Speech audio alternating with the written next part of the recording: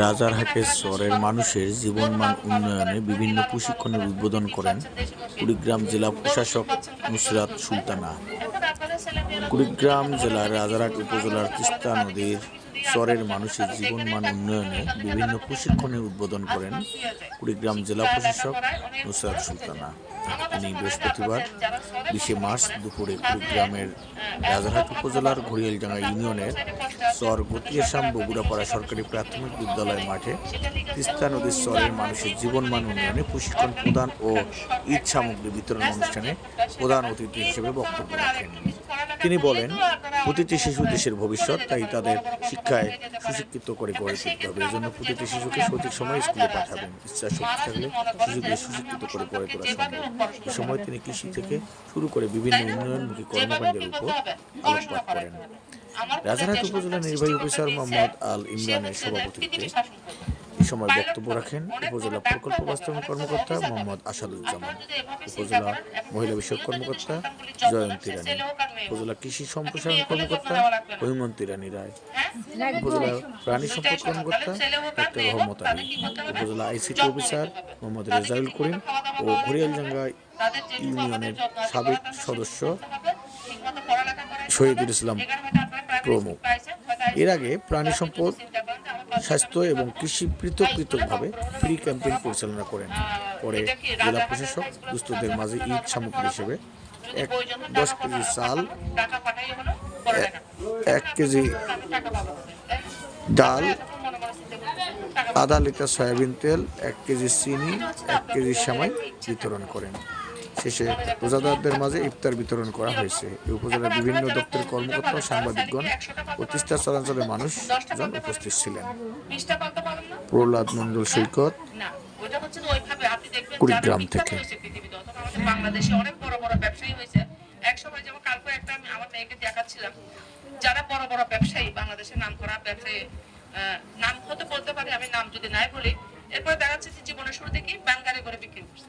একদম কালকে আমি এটা পাইলাম, হ্যাঁ, ব্যাংকারি করে এটা বিক্রি করলো, বুঝছেন? অথচ এখন তারা এই যে আগে যে কথা বলতেছিল, হয়তো ও একটা নাম বললাম, এরকম অনেক বড় বড় কোম্পানি এখন যেমন স্কয়ারের কথা বলতেছেন, আপনি তাদেরকে জীবনের যাত্রাটা শুরু কিরকম যদি চিন্তা করেন, দেখবেন যে 1 টাকা থেকে উঠে আসছে অথবা জিরো থেকে উঠে আসছে, তাই না? স্কুলটা একটা ছাদে নাই স্যার, এই বাচ্চারা থাকতে পারবে না। আর কয়েকদিন পরে স্কুল খুললেই প্রচন্ড তাপ শুরু হবে। তারপরে স্যার এই যে মসজিদ গুলো আছে এগুলো স্যার, তারপরে স্যার আমি একটু আগে বললাম, এই যে এখন আপনি একটু সামনে খেয়াল করেন স্যার, এখান থেকে আমাদের এলাকা হচ্ছে সামনে সরিষাবাড়ি বাজার, ঘড়িয়ালডাঙ্গা ইউনিয়নের, এখান থেকে প্রায় 2 কিলোর একটু বেশি হবে স্যার এই পালা। এখান থেকে 150-200 বাচ্চা স্যার সরিষাবাড়ি দাখিল মাদ্রাসায় যায় স্যার। এরা হেঁটে এই বালার মধ্যে দিয়ে কষ্ট করে যায় স্যার। আপনি একটু খেয়াল করেন স্যার, আমি খেয়াল করার জন্য আপনাকে অনুরোধ করব। এখানে একটা হাই স্কুল নাই স্যার, একটা প্রাইমারি পাস করার পরে ওই বাচ্চারা এখানেই যে একটা সুবিধাজনক একটা প্রতিষ্ঠানে হাই স্কুলে বা মাদ্রাসায় পড়াশোনা করবে, এরকম কোনো সুযোগ সুবিধা এই চরের মানুষ, আমাদের এখানকার মানুষ আমরা পাই না স্যার। এখন এখানে একটা শিক্ষা প্রতিষ্ঠান, আমি মনে করি মাদ্রাসা হোক হাই স্কুল হোক, এটাও জরুরি দরকার। সেই সাথে স্যার এখান থেকে দুর্গ হলো স্যার প্রায় 4 থেকে 5 কিলো, প্রস্থ 1 কিলো। আমাদের রাজারহাট উপজেলার মধ্যে এই স্যার আমার এই গ্রামটা এই 7 এবং 5 নং ওয়ার্ডের 2টা মৌজার এখানে স্যার আংশিক কিছু নদী ভাঙার পরে লোকজন বসবাস করতেছে। এই লম্বা রাস্তাটা স্যার বর্ষাকালে এই লোকগুলো যাতায়াত এত কষ্টকর অবস্থা স্যার, কোনো রাস্তাঘাট থাকে না। বন্যার মধ্যে গামছা বা ছিঁড়া লঙ্গি পরে এই রাস্তাতে এসে ওই যেখানে যায় তারা ভালো কাপড় পরে বাজার ঘাটে যাইতে পারে, সেখান পর্যন্ত যাইতে পারে। এখানে এই রাস্তাঘাটগুলোর যাতায়াত একটু ব্যবস্থাপনা কিভাবে করা যায় স্যার, এটা একটু আপনি দেখবেন স্যার। এই বিষয়টা আপনাকে একটু অবগত করাইলাম স্যার। সেই সাথে শিক্ষা প্রতিষ্ঠানটা বলছি স্যার, সেই সাথে আমি ওই যে কিছুদিন আগে যে আমাদের প্রাণী সম্পদ কর্মকর্তা স্যার ইউনুস স্যার সহ যে স্যারেরা আসছিলেন, ওই যে কৃষি কর্মকর্তা স্যার ছিলেন, আমি বলছিলাম স্যার কৃষি বিষয়ক আমাদের এই চরের মানুষের জন্য কৃষি বিষয়ক একটা যদি প্রশিক্ষণ ভালোভাবে দেওয়া যায়, যে সমস্ত ফসলগুলো হয় স্যার, এই প্রশিক্ষণের মাধ্যমে তারা আরো ভালো মানের ফসল তৈরি করতে পারবে। আরো একটা স্যার এই যে পশু, গরু, ছাগল, হাঁস মুরগি, যেটা এই চরে যে পরিমাণে যারা পোষে, এটা স্যার আপনি এই যে একটু হাঁটলে প্রত্যেকটা বাড়িতে দেখতে পারবেন এই যে গরু ছাগলের সেবা তেমন হয় না, যে কারণে তাদের গরু পশু পাখিগুলোর মানে চেহারা এতই দুর্বল। কেন আমরা কখন কিমলির ট্যাবলেট খাওয়াইতে হবে, কখন আমরা ভিটামিন খাওয়াবো পশুকে, এটা আমরা অবগত নই স্যার। এটা এই ব্যাপারে সব প্রাণী সম্পদ কর্মকর্তা স্যারকে আমি একটা প্রশিক্ষণের কথা বলছিলাম। এই এলাকায় স্যার বেশ কিছু যুবক মানে বাচ্চা আছে, সেটা হলো তারা পড়াশোনা শেষ করতে পারে নাই, ক্লাস 9-10 পাস করার পরে তারা বেকারত্ব জীবন যাপন করতে হুট করে বিয়েও করে ফেলছে স্যার। তাদের বাচ্চা কাচ্চা আছে, মেয়েরাও ঠিক একই অবস্থা। তাদের যুব উন্নয়ন স্যারকেও আমি বলছিলাম, স্যার যদি যুব উন্নয়নের মাধ্যমে আপনি যদি একটা প্রশিক্ষণের ব্যবস্থা করে কিছু করা যায়, সেখানে তাদের জন্য একটা কিছু স্যার দেখেন কি করা যায়, এটা বিষয়ে স্যার আমি একটু করলাম। যেমন স্যার এই এলাকাতে মোটামুটি ভাবে ওই যে পাশের একটা দাতা প্রতিষ্ঠান আছে, দাতা সংস্থা বাসো ফাউন্ডেশন নাম, সেখান থেকে স্যার তারা মোটামুটি এই যেমন কিছুদিন আগে 5 মাস 3 মাস ব্যাপী সেলাই মেশিন প্রশিক্ষণ দিয়ে কিছু কিছু লোককে স্যার সেলাই মেশিন দিয়ে তাদের কর্মসংস্থান দাঁড় করিয়ে দিয়েছে। সেটা হলো ঢুসমারাতে, যেমন আমাদের রাজারহাট উপজেলা, সেটা কাউনিয়া উপজেলায় হয়তো দিছে, রাজারহাট উপজেলা 2-1টা দিছে। বাকি আমাদের এলাকায় স্যার এরকম বেশ কিছু অসহায় দরিদ্র মানুষ এখনো আছে। এই বিষয়টা স্যার আপনি একটু দেখবেন। আর সর্বসাকল্যে যেটা কথা হলো স্যার, আপনি যে চরে আসছেন, আমরা এই চরের পক্ষ থেকে চরের সমস্ত মানুষ আপনাকে এই করতালির মধ্য দিয়ে স্যারকে অভিনন্দন জানাই।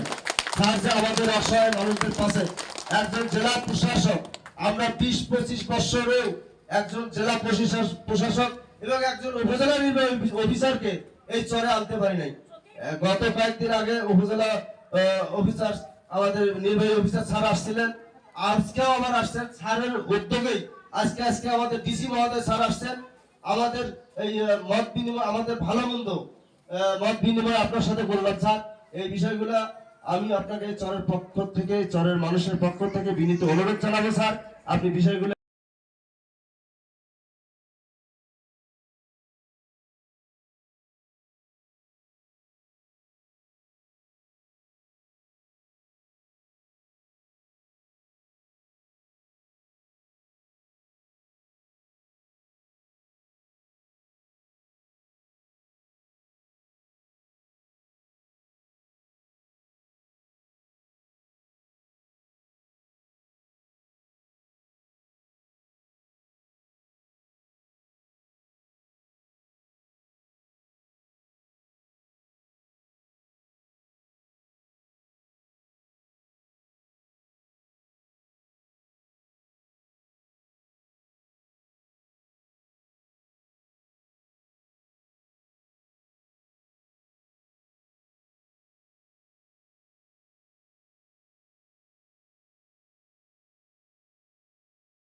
কেউ কি করে নাই? কয়জন করছেন আপনারা? আপনি কি এখানে?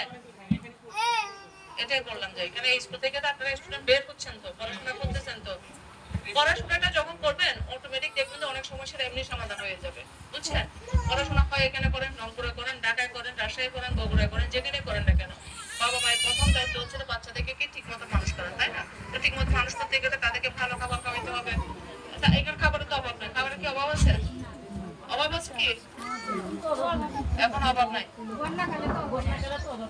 বন্যাকালে আপনাদের কিছুটা অভাব হয়, তখন খাওয়া দাওয়া একটু কষ্ট পেতে হয়, কিন্তু অন্যান্য সবাই খাবারের খুব একটা অভাব নাই।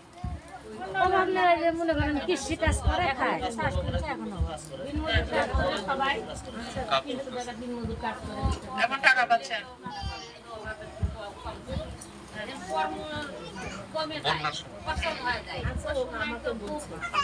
আপনারা তো টাকা জমা জাতি করেন না। এই যে এখন যারা বেশি টাকা ইনকাম করতেছেন, যাই ইনকাম করেন না কেন, আপনারা জানেন একসময় বন্যা হবে, তখন আপনাদের ইনকাম থাকবে না, এটার জন্য আপনারা জমা জাতি করেন না।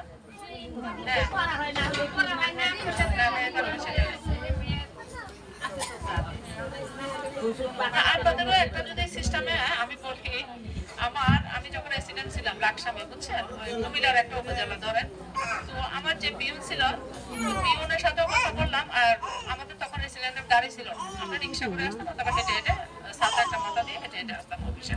তো মাঝে মধ্যে হয়তো রিক্সা করে আসতাম, রিক্সাওয়ালাদের সাথে কথা বলতাম আর কি, যে আপনাদের ইনকাম কত হচ্ছে। আমার কথা কি শোনা যাচ্ছে? মাইক ছাড়া সবাই শুনতে পাচ্ছেন? পিছন থেকে শুনতে পাচ্ছেন স্যারের কথা? শোনা কি যাচ্ছে? আচ্ছা ঠিক আছে। তাহলে ওনাদের ওই রিক্সাওয়ালাদের সাথে কথা বলতাম 2000, কিন্তু এটা কত 11-12 দিকে। হ্যাঁ, তো তাদেরকে জিজ্ঞেস করতাম যে আপনার ইনকাম কত, সারাদিনে আপনারা কত ইনকাম করতে পারেন। তখন এই 2010-11 দিকে বলতে যে ডেলি প্রায় তাদের 500-600 টাকা ইনকাম হয়। তাহলে 500-600 টাকা ইনকাম হয় মানে মাসে কত 15,000 টাকার উপরে, ঠিক আছে। তো আমরা জানি আমাদের যারা রিক্সা ভাইরা রিক্সা চালায় এদের অনেক কষ্ট হয়, কিন্তু আমার কাছে যেটা মনে হলো, যখন আমার অফিসে যে বিল ছিল তারা বললাম যে তুমি মাস শেষে কত টাকা ড্র করতে পারো, সে বললো 4,300 কি এরকম একটা। সে বাসা সরকারে কয় টাকা থাকে আর 4,000 টাকা কিছু ওঠায়, এটা দিয়ে তারা চলে। কিছুদিন পরে একদিন হঠাৎ দেখলাম যে রিক্সা ভাইয়ের সাথে আমার অফিসে যে কর্মচারী ছিল তার সাথে খুব লাগালাগি। আমি শুনতে পাচ্ছি, সাউন্ড পাচ্ছিলাম। পাটা আবার পরে কি হলো, পরে স্বামীর সাথে ঝগড়া হচ্ছে রিক্সাওয়ালার সাথে। তাই বললাম যে দুইজনকে একটু ডাকেন। টাকার পরে রিক্সা ভাইকে জিজ্ঞেস করলাম আপনি ইনকাম কত করেন।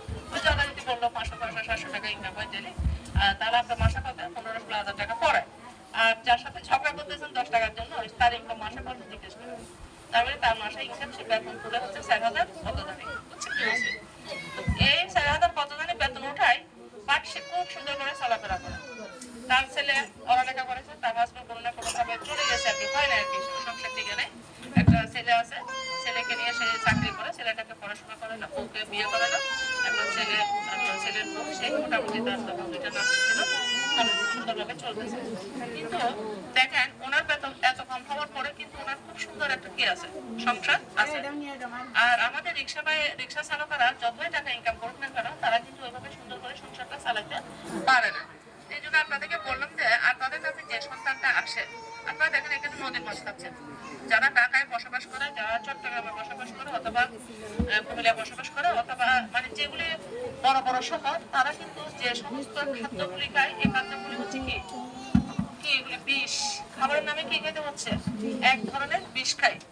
এখানে আপনারা জানেন বিভিন্ন ধরনের মেডিসিন দেয়, ফরমালিন দিচ্ছে, কার্বাইড দিচ্ছে, কত কিছু শুনেন তো, জানেন না? শুনেন তো।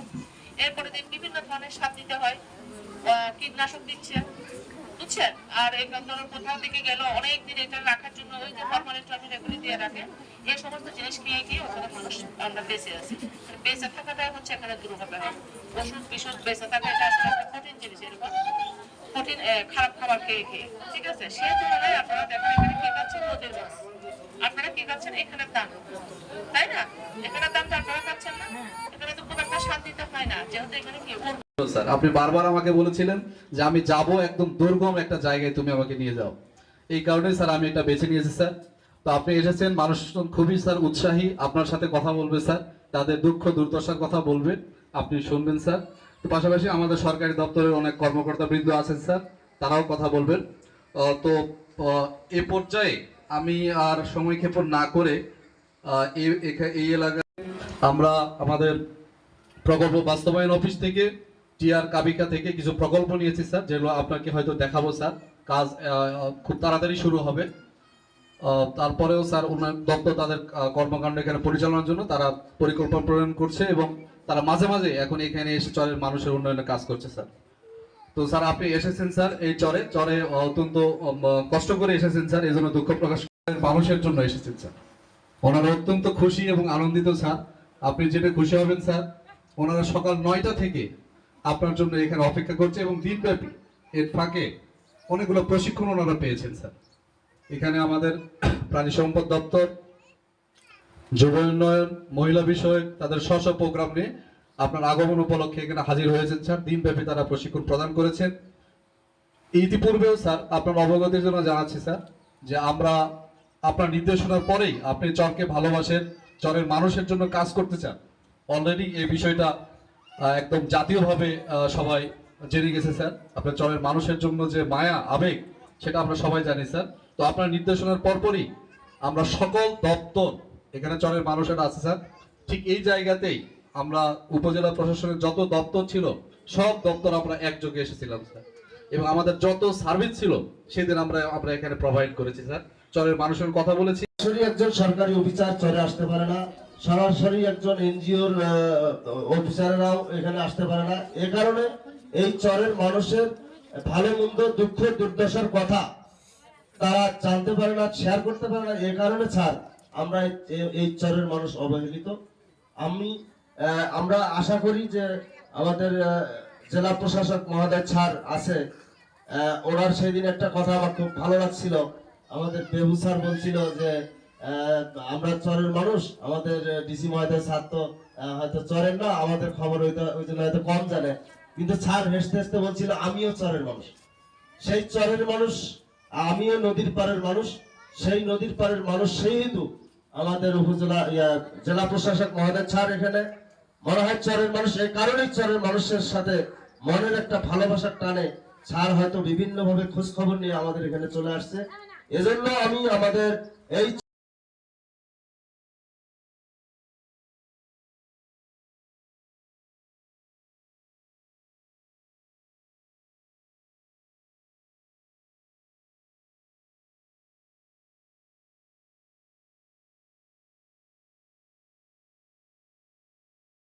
তো একবার জমা করা নাই। তা আমার কথা হলো স্যারের কাছে অনুরোধ, আমাদের জীবন করতে রাস্তাঘাট, হাট মাঠ, ডাক্তার বা স্কুল, এটা আমাদের দাবি আপনাদের কাছে। এর থেকে আমার বক্তব্য আমি শেষ করলাম, আপনাদের কাছে অনুরোধ। এখানে কোনো ইমার্জেন্সি কোনো সমস্যা হলে কারো, সে যে একটা ভালো জায়গায় যাবে এটা একদম কোনো ব্যবস্থা নেই। মানে এটাই সবচেয়ে আমাদের বড় সমস্যা, যাতায়াত ব্যবস্থা। ইমার্জেন্সি কোনো রোগীর জন্য বা ইমার্জেন্সি কোনো ডেলিভারির জন্য একদম খুব একটা খারাপ অবস্থা। এখানে ভালো প্রতিষ্ঠান নেই যেখানে মানে আমরা মানে উচ্চ মাধ্যমিক পর্যায়ে যে পড়াশোনাগুলো করব, এরকম কোনো প্রতিষ্ঠান আমাদের এই চরে নাই। এটা আমাদের সবচেয়ে বড় সমস্যা। তো আপনার কাছে আমার আকুল আবেদন, আমাদের এই সমস্যাগুলো দেখবেন, ভালো কিছু মানে আমাদের যাতে আমরা এগুলা বিষয় থেকে মুক্তি পাই, এই জন্য আপনি আমাদের বিষয়টা একটু বিবেচনা করে দেখবেন। আসসালামু আলাইকুম। হ্যাঁ, দাঁড়িয়ে যান, দাঁড়িয়ে কথা বলতে পারেন।